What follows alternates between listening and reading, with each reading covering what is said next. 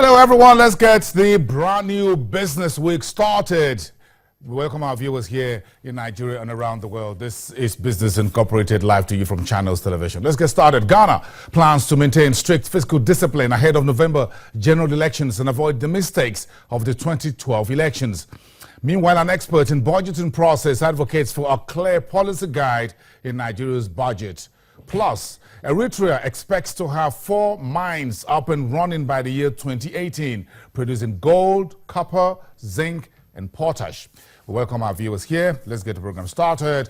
I am Bosin Amofai. We start from India, where the government has unveiled a budget aimed at boosting farm growth and appealing to the millions of the rural poor. Finance Minister Arun Jaitley said he plans to double the income of struggling farmers in the next 5 years as he presented the budget to the parliament early today. Having overtaken China as the world's fastest growing economy, India is now seen as a bright spot in the global economy. But the Indian economy has been hit by slowing global demand and severe droughts affecting rural areas. According to the finance chief, the government would achieve its goal of cutting the fiscal deficit to 3.5% of gross domestic product for 2016-2017 period against 3.9% in 2015. Now, Chinese stock markets resumed their downward trend today as the yuan weakened further. And we're getting the story just before we get into the studio that the Chinese central bank has cut the reserve ratio for commercial banks by 0.5%. That will release additional 700 billion yuan or $108 billion into the market and the economy. The Shanghai Composite lost 4% to 2,659, dashing hopes last Friday's brief recovery could be sustained. The index was down as much as 4.4% early today, hitting a 15-month low. The losses on the Shanghai market came despite the G20 meeting in Shanghai over the weekend, pledging to work towards boosting growth both in China and around the world.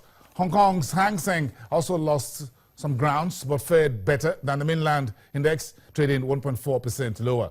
The Japanese market also failed to extend its gains from last Friday, trading flat as the government released mixed economic data. The Nikkei 225 index closed 1% lower on Monday.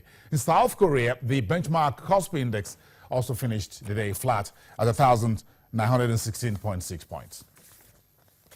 And those stories are flowing into the European market this Monday, the final trading day in February and the first of the trading week as we step into September. The G20 meeting over the weekend in Shanghai, the decision by the Barclays Bank to scrap some Africa's subsidiaries. This is some of the stories making headlines as we cross over to Europe now, where the markets are a bit of a mixed bag today. The German market, the largest in mainland Europe, down more than 1% as we speak. Let's bring in Conrad Bosson, who is a financial correspondent for GWTV, standing in there for Channels Television this afternoon to talk to us. Conrad, a very good afternoon to you. Welcome to the program this Monday. Let's start from the weekend, where the G20 summit meeting ended in Shanghai, China. The Chinese market has slipped.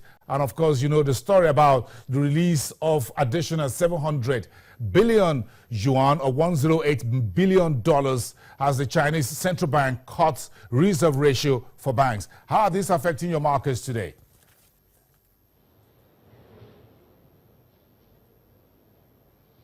Well, I have to say, despite the announcement that came out of the G20 summit that some money will be spent in order to give, the economy a boost, there is a bit of disappointment on the markets all over the world that the G20 finance ministers did not decide to do more, to spend more money in order to buy economic growth, if you like. On the other hand, now investors see that it's becoming more and more obvious that they cannot rely on a business model anymore that they've been relying on for so many years. I'm talking about economic growth driven by government debt and driven by generous money supply from the central banks. That's the bottom line. How most people here I talk to are seeing the outcome of this G20 summit.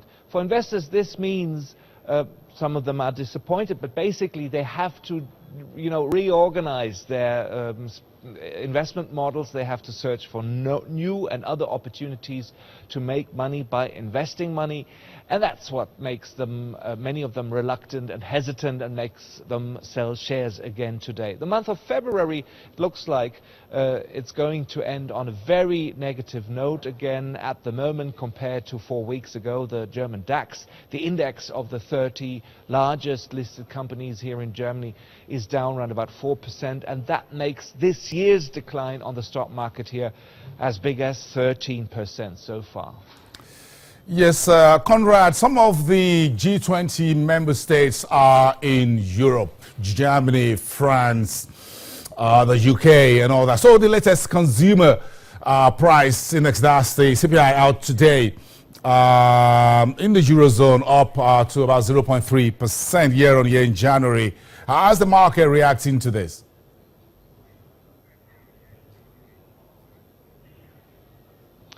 Well, we've seen a clear reaction on the currency market, where the price for the euro plunged to the lowest in 3 weeks. It fell below $1.09 again, and that's following speculation that due to the very, very low consumer price inflation, in fact, as you said, consumer prices contracted in February in the Eurozone countries.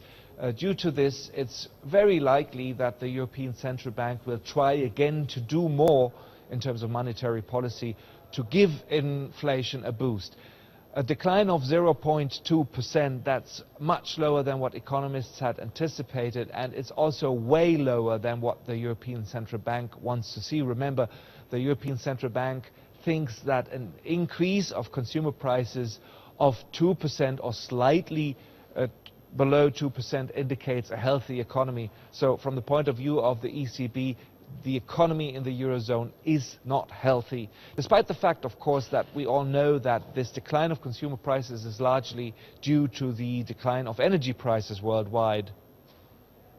Well, one pretty bad news from the European banking sector. Barclays Bank, UK's largest retail lender, announcing plans to exit some of its operations on the African continent. How is this news being taken in Frankfurt, your main market? I'm sure investors there do have their fingers in Barclays Bank as one of the main banks in Europe.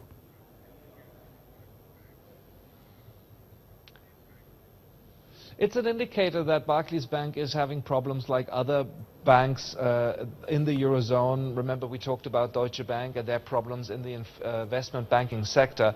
I have to say that we do not have confirmation from Barclays itself yet, and no confirmation is expected before tomorrow when Barclays comes out with its full year results. But many, many analysts are giving out reports today that they expect Barclays to announce tomorrow that they want to sell their African subsidiary in order to get more cash in. And this African business is huge. It has more than 12 million customers in Africa. The amount of assets under management of Barclays Africa is 45 billion pounds. That would be 12.5 trillion naira. So a huge business that Barclays is said to plan to sell there. The question now, of course, is who is ready to buy it? Maybe the Chinese come in. They're out there buying a lot of assets in Africa and also here in Europe. The uncertainty about this, of course, is weighing on the shares of Barclays Africa, which is a separately listed company. They're down significantly today due to all these reports. Well, thank you very much, Conrad. That conversation is very interesting for Africa. Again, considering Barclays' very big presence in Southern Africa and East Africa as well, a bit of a footprint in West Africa where Nigeria is. Quite a very interesting story. We will follow through together tomorrow at the same time. Do have a great lunchtime there with the rest of the DW TV team for Channels Television, Conrad Bosson. When we come back home to West Africa. John Mahama, the Ghanaian president, is walking a very tightrope ahead of November's general elections. He says he will maintain fiscal discipline. Will he keep his words? Let's get some conversation into that going after the break.